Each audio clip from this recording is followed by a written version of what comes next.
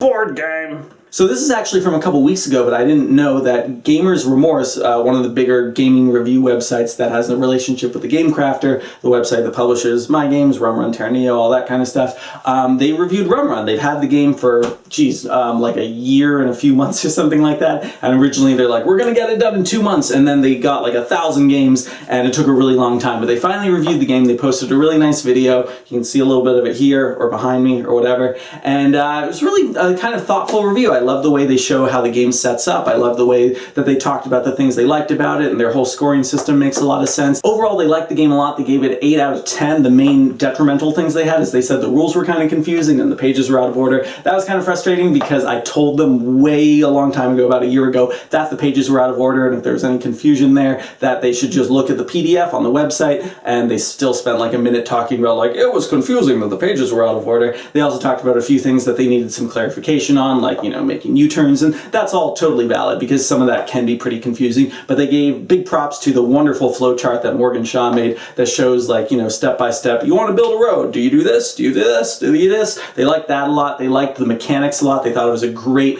mashup between Mancala and dominoes and the way those things played out, and they had a lot of fun with it. They said that when they bring it to their gaming groups, they could imagine something that they, you know, play over and over for a couple months. They're a little worried about what's called min-maxing, where they feel like there's probably, and I don't even know if this is true actually, but they said there's probably a strategy out there that is near foolproof, where if someone went in, they could probably win the game every time. It's possible, but I've been playing the game for a really long time, and I still get beaten by people playing for the first time. They also had some interesting ideas about things like, you know, what if there were multiple town centers? What if everyone, instead of everyone competing to get back to the same town center and trying to block up each other's roads, what if maybe the board was a little bit bigger and there were different town centers, and, you know, maybe each town center pays a different amount of money for the booze that you're bringing back, and maybe that's changing, and so, you know, there's like a circulating kind of thing where it's like, oh, everyone go to this town center now, oh, everyone go to this town center now, and that's kind of fascinating. It's a pretty different take on the game, but it's kind of cool because you could still be using pretty much all the same pieces. The only difference would be, I guess, maybe there's a money system, or it could still be barrel related, and you just have a couple extra town center tokens. I had played in the past with extra town centers, but it was purely from the perspective of just having different places to bring the rum back to. So I kind of like that.